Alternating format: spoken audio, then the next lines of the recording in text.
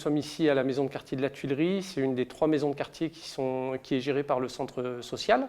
La radio fait partie du pôle image et multimédia. Le pôle image et multimédia, c'est un projet qui combine plusieurs niveaux, puisqu'on a des jeunes en insertion qui travaillent de manière permanente sur notre activité multimédia, notamment l'administration de sites internet, la prise de photos, le traitement, le stockage, la diffusion d'images sur les activités que nous réalisons.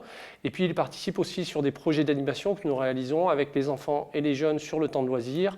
Ça comprend du cinéma d'animation, ça comprend la web radio, ça comprend de la vidéo documentaire, des projets vidéo aussi comme des clips ou du pocket film.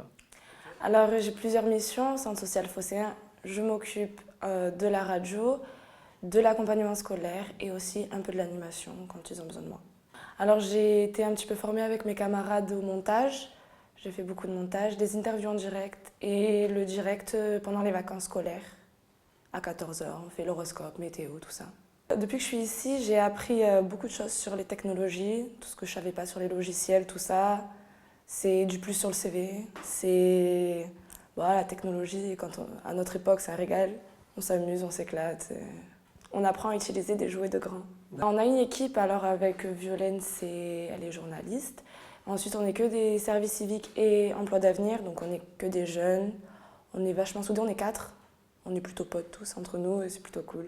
Mon travail il consiste à gérer la technique à la radio et en même temps je gère les montages son pour des interviews qu'on vient de faire en direct ou à part. Ce qui me plaît, c'est qu'en apprenant aux autres à s'exprimer, j'apprends moi-même à m'exprimer en fait. L'ambiance du travail, elle est formidable. En fait, je m'entends très bien avec les collègues avec qui je travaille et même avec le directeur et que ce soit ma tutrice en haut au centre social, je m'entends très bien avec tout le monde. Alors ce qui va jouer dans les années qui viennent, c'est difficile de prédire. Ce qu'on peut dire, c'est qu'au début du siècle, les centres sociaux se sont construits sur la question sociale, qui était la question ouvrière. Dans les années 70, c'est la question urbaine, la question de la ville, qui a participé au développement des centres sociaux. Ils sont éminemment liés au développement urbain des années 70-80 en France.